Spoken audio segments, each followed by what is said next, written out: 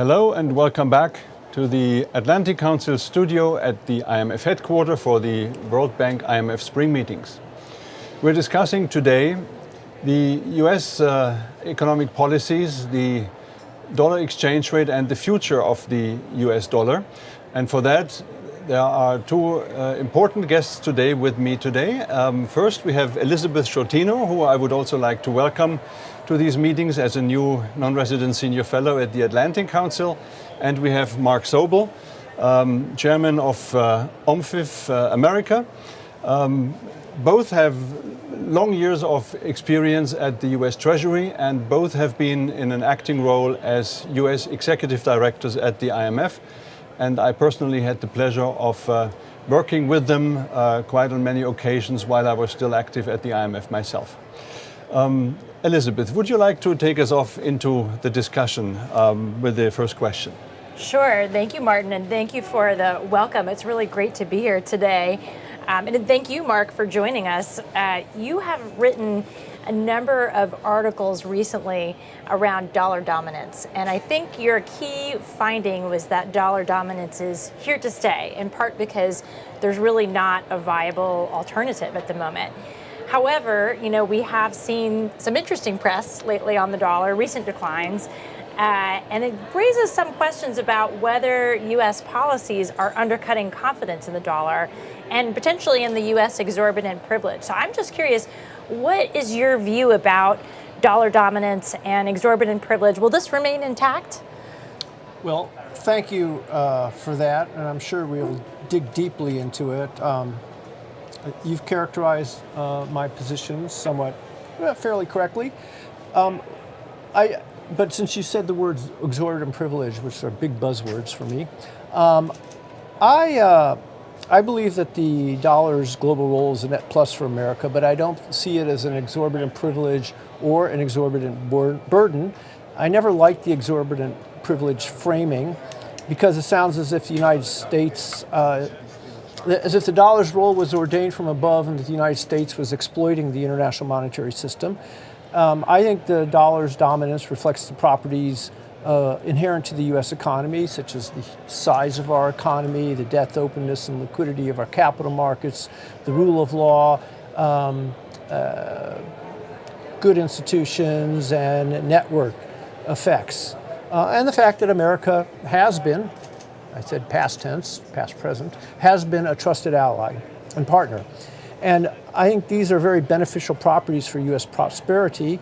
And I'd also say that in providing a medium of exchange and a store of value for the world where the dollar has really benefited the entire system. So exorbitant privilege, it was coined 60 years ago, before you were born, Elizabeth. And it's still heard all the time. But if the privilege is so exorbitant, why haven't the Europeans tried to get in on the action over the years? Why haven't the Chinese tried to get in on the action? So yes, the United States derives benefits from the system. Our interest rates are a bit lower than they might otherwise be, but not that much. We're shielded from exchange risks to some degree. We get some seniorage. And more recently, in the last few decades, has emerged, we have the ability to use the dollar as a tool for financial sanctions and leverage. There are clearly downsides. I would argue that the attraction of our capital markets brings in flows which bid the dollar up. But if the dollar is overvalued, I think that owes far more to imbalanced U.S. fiscal policies in particular. And that has been the case in recent years, and that is something that our politicians are really loath to admit. Interesting.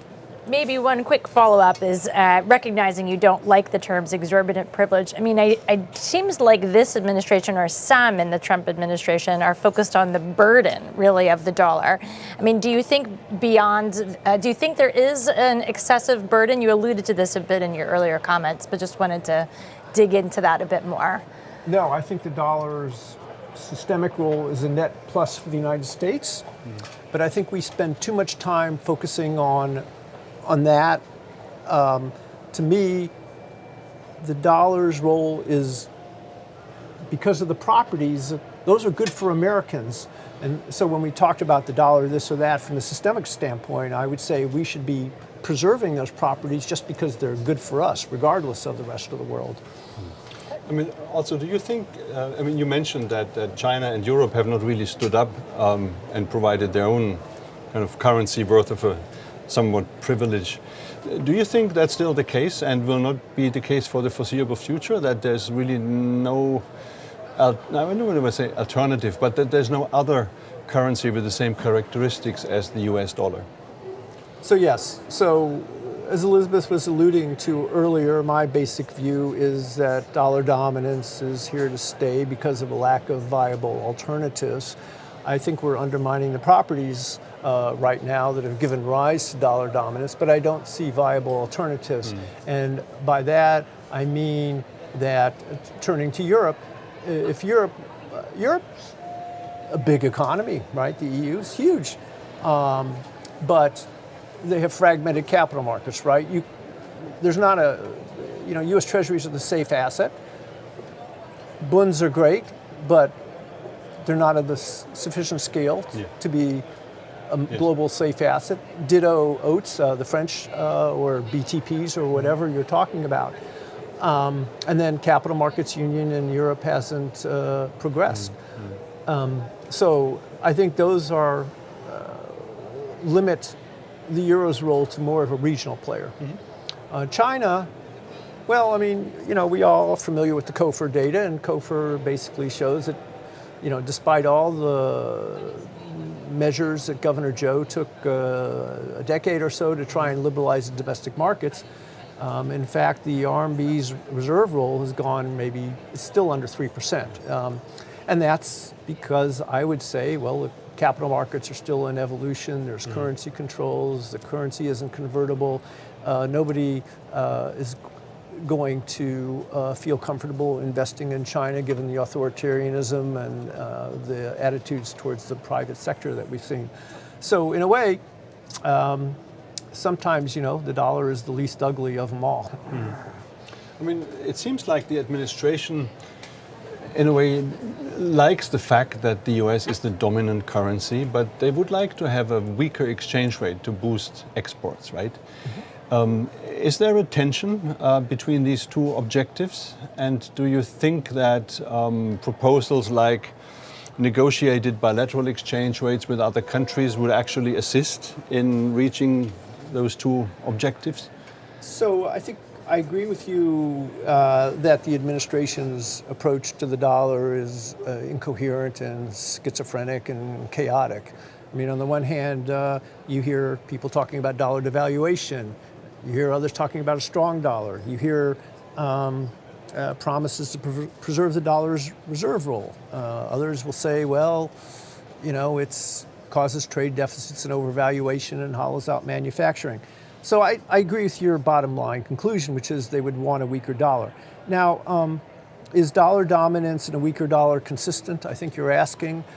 I would say it depends.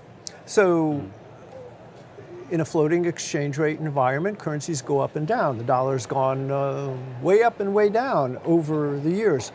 But I would say that floating and a depreciation is vastly different than quote-unquote devaluation, if that means a concerted policy to push the dollar down, especially if the intent might be to push the dollar down via coercive measures, forcing people to term out into zero coupon bonds or user fees, or the president talked about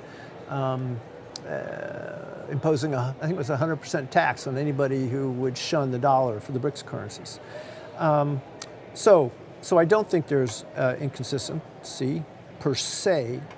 Now, what I would like to say is we all know from our IMF 101 that a current account deficit is equal to the gap between savings and investment. And if the U.S. wants a lower deficit and a lower dollar, the best way to do so would be to reduce our budget deficit. And that would be fully consistent with maintaining the properties that underpin dollar dominance. But if we're going to trash those properties, and create recession fears and insult our partners and allies, that's going to weaken the dollar, hurt dollar dominance.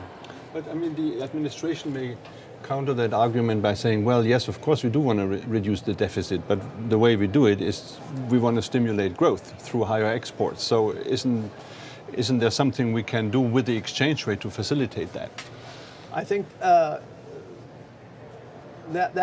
might help, but I think really getting the deficit down is the way to go. And I don't really see a vibrant global economy ready to provide sufficient demand for a major increase in U.S. exports. And I also have heard the administration say things like, gee, U.S. potential growth could go to 3%.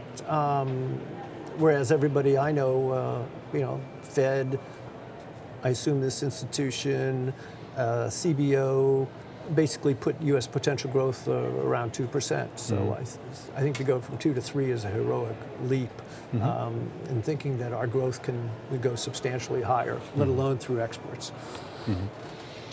I mean, we've seen some early policy moves now in terms of the initial tariff increases that the Trump administration has brought forward. Some of them have been paused, but some of them have been already have had quite major effects, especially in terms of the advanced consumption, because people are afraid that certain products will be more expensive and so forth. At the same time, we also have seen some dollar weakness, and we have seen some rises in bond yields, especially at the longer end. To what extent do you attribute this really to the new trade policy? Hasn't there already been some depreciation possibly in the works because the US economy has become a little bit less strong than last year? Do you think we're now at the verge of a totally different kind of exchange rate environment, so to speak? It's an interesting question because all of us before the trade policies were introduced would have probably said that tariffs would boost the dollar because it would make foreign exports less competitive and it would make the exports more costly for us. But as you say, the initial reaction was to sell the dollar. A lot of other things were going on. I think the reciprocal tariffs exceeded expectations quite by far. U.S. interest rates, the stocks market fell, and interest rates rose, along with the Trump's liberation announcement.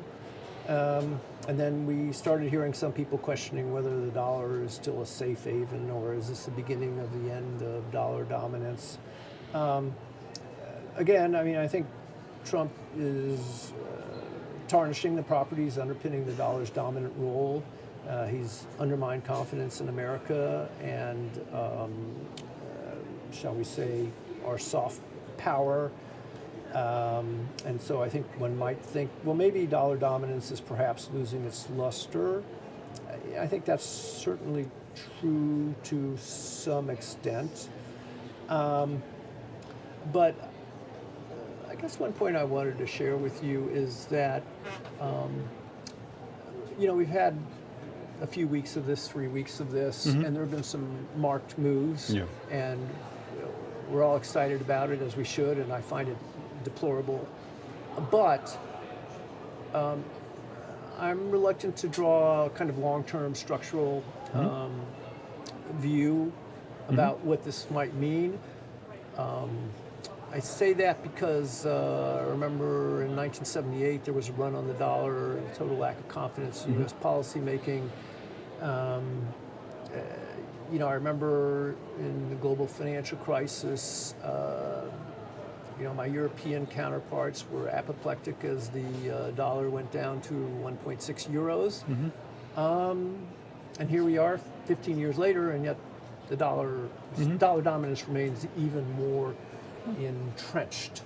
So I think that is something that interests me. I guess just bottom line, dollar dominance is here to stay for the foreseeable future. I'm going to repeat what I said to you. As there aren't any viable alternatives, and our misbehavior may accelerate erosion over time.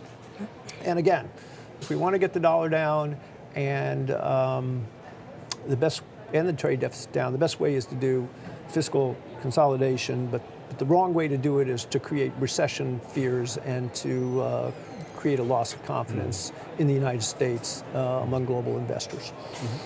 Maybe picking up on your fiscal point, how much should we worry about the sustainability of fiscal deficits? I mean, when you think about it, we could very much end up in a world where we have high tariffs, potentially a weak dollar from a loss of confidence, and maybe that's sustained, maybe it's not, and also high deficits. I mean, the recent action in the budget by Congress does not really provide a reassuring picture that we're looking at major cuts this year. We have yet to see anything from the administration for next year. So despite all of the activity by DOGE, we're not really seeing anything concrete by Congress that would actually reduce the deficit. How much should we worry? Well, you should be worried, and you as the youngster in this group should worry more than us old guys here to your left. So yeah, there's Stein's law, something sustainable till it isn't. So our debt to GDP ratio now is about 100%. Most estimates would say we're looking at 6 to 7% of GDP fiscal deficits for the next decade.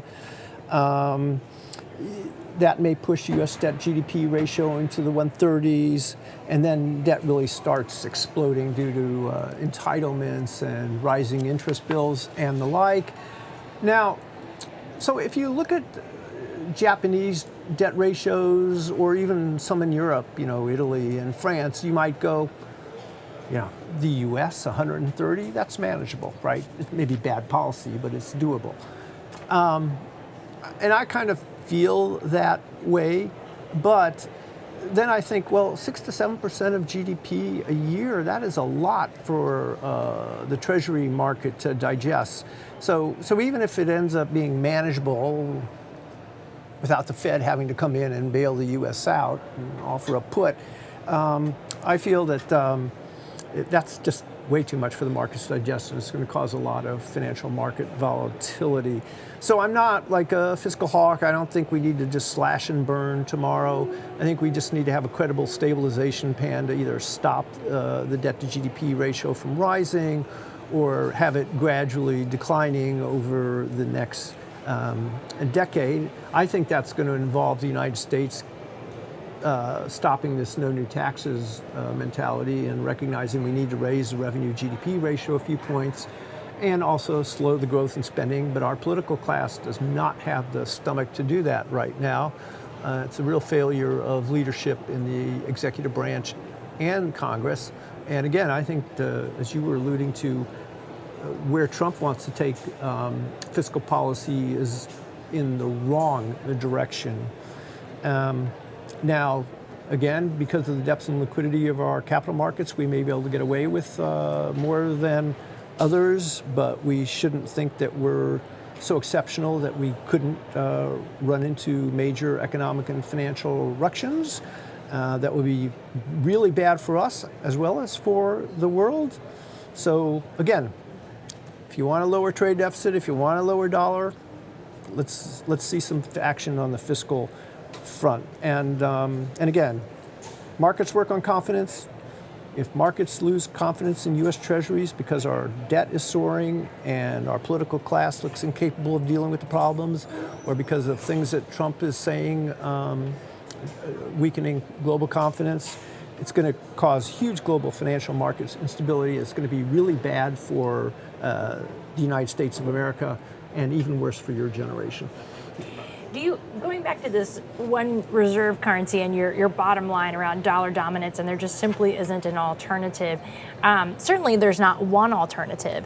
And in particular, the United States has more the depth and liquidity of capital markets. But is there a scenario where you have a few different alternatives? So maybe we don't have some loss of dollar dominance, but we have some weakening of dollar dominance and some diversification into other currencies. But at the same time, we have these very high fiscal deficits that we've got to finance. I mean, is that maybe a more likely risk than this loss of dollar dominance altogether? I think that's totally plausible. We've already So everybody these days says, oh, look at the COFR data. The dollar was 70 in 2000 and now it's 57 or 58 or whatever. I always joke that in 1995 it was 60%. But be that as it may, in recent years we've seen some gravitation towards Swiss francs and Canadian dollars and Australian dollars. They've picked up some. There's only so much. Those capital markets just aren't as big as ours. And the Swiss, you know, they run balanced budgets pretty much. They don't have debt to buy. So yes, and the Chinese have, I said, were too. And you know, I do think Europe could play a greater role. So you could see the dollar's role diminishing.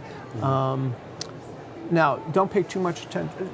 We focus exclusively on COFR data, but the fact is, I think the dollar's role in private global financial transactions is more important. If you look at the dollar as a share of assets, international assets, liabilities, security issuance, I think those are, and FX transactions, even more dominant. But I'd note that. And then just to say something, you know, I mean, we both come out of the Treasury. You know, it's not, dollar dominance is not something we pushed on the world. And right. if other countries want to do, are willing to do what it takes to make their currencies more international, that's fine. And if the US were behaving well and the countries were doing that, the global economy would be better off. What worries me is that the US is just misbehaving and it's going to create all this mayhem, and there won't be viable alternatives. So a little more multipolarity, if you think we're in a multipolar regime already, or a little less dominance, if you think the dollar's dominant means we're not in a multipolar world, whatever. A little more sharing the fun and games would be totally fine and I think beneficial. Maybe one more question on my end. What's your outlook for how the IMF will talk about the U.S., not just the dollar, but the fiscal deficit? As you said, it all comes back to our fiscal policy. Do we think the IMF is going to really come in with some hard-hitting advice, some practical implications, some practical recommendations around what the U.S. can actually do to bring the fiscal deficit down? Are you trying to get me in trouble, Elizabeth? You know, the IMF's in a tough spot. The IMF, if you know how to read Article 4s and fund documents, you always have to learn how to read between the lines. Indeed. And this is not an organization that I would say normally pulls its punches. But, you know, there is this notion of even-handedness that is a cross-current throughout the institution, a very prevalent theme.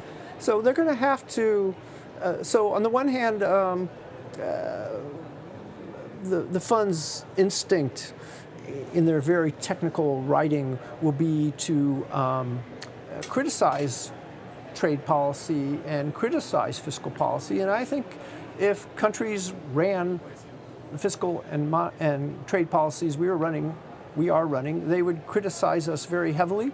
But how they couch it and I think will be an interesting question, particularly at a time when there's so much ferment in Washington, D.C. political circles. Did I get in trouble with that answer? Don't ask me. We're in the building. I haven't seen the termination yet of the place here. But we have I mean, the IMF has been a good partner for the Council. On that one, just as an aside, I remember when we were discussing, I think, the 2003 or so consultation, when we both were on the other sides of the table. The issues were amazingly similar. We were talking about entitlement programs, especially health. The US had shown back then, even a decade earlier, that it could do a social security reform phased in over many years. But healthcare was kind of the great problem. And of course, back then it was the Bush administration intent on cutting taxes. So nothing much has changed. The prescriptions are almost the same. The debt was about 35% of GDP, though, in those days. A little different. Yes, but I was going to say that we felt that we had a lot of time or the US also felt that it had a lot of time to act back then. I think it still has time to act, as you say. I agree with you, but the time horizon is shrinking. Yes. And so that will be the important problem. And the question is, will our politicians have the ability to lead and solve the problem in a fine way, or the bond vigilantes going to impose an answer on us? Yeah. Now, I mean, a question for both of you that came to my mind when we were discussing China and its internationalization of the renminbi. I mean, the less attractive, say, the dollar becomes, the easier it should be in principle for China to open its capital accounts. And I just wonder whether that would not be also a moment where the global financial system, if they move in that direction, would also face a fundamental change. Because they've been, with all the difficulties, they've been having a very stable economy. The banking system in China still works out some of the difficulties, but as an investment destination, they may become attractive. So I don't know what you think, whether you have any insights into that, but are we kind of maybe forgetting a white swan event out of Beijing? I definitely have views on this, but Elizabeth. I mean, I think what's going to be really interesting is the interaction between geopolitical and economics. Because yes, technically speaking, they should become an attractive destination, but I have talked just informally in all of my side conversations, there's concern there. And it's not just from US investors, it's from others as well, because you're taking a side to some respect. So I think the answer, like the jury is out, but it'll be certainly interesting to watch if that happens. Yeah. So I have a lot of qualms with the way you teed up your question. So I think the Chinese economy, and I'm not an expert, but based upon everything I know from talking to people, faces massive headwinds. And I'm not talking just about demographics, there's housing, there's leverage, and large youth unemployment. They still have issues with the permit system for locals. So to me, potential growth in China has been getting propped up. Potential growth is much slower. They've propped up the economy by having this investment-fueled model, which is very inefficient and further pushing things down. I think that, and if you look at the balance of payments right now, you see this massive current account surplus, but there has to be massive capital outflow because they're actually propping up the currency. So I think if they opened up, you could see massive outflow. It could feed on itself as it did in 2015-16, and this could be calamitous for the Chinese economy. I think the leadership is more likely to keep limiting convertibility and keep the capital controls on for fear of that such a massive outflow. Yeah. No, I mean, that would be my bottom line too, but it never hurts to ask a question. Okay, I think we've reached the end of our discussion. Mark, thank you so much for being with us. Elizabeth, thanks for joining us and participating in many of these discussions from now on. It's been a pleasure. And for our viewers, please make sure to follow us on the Atlantic Council website. There will be more discussions throughout the week, and we're looking forward to having you back. Thank you very much.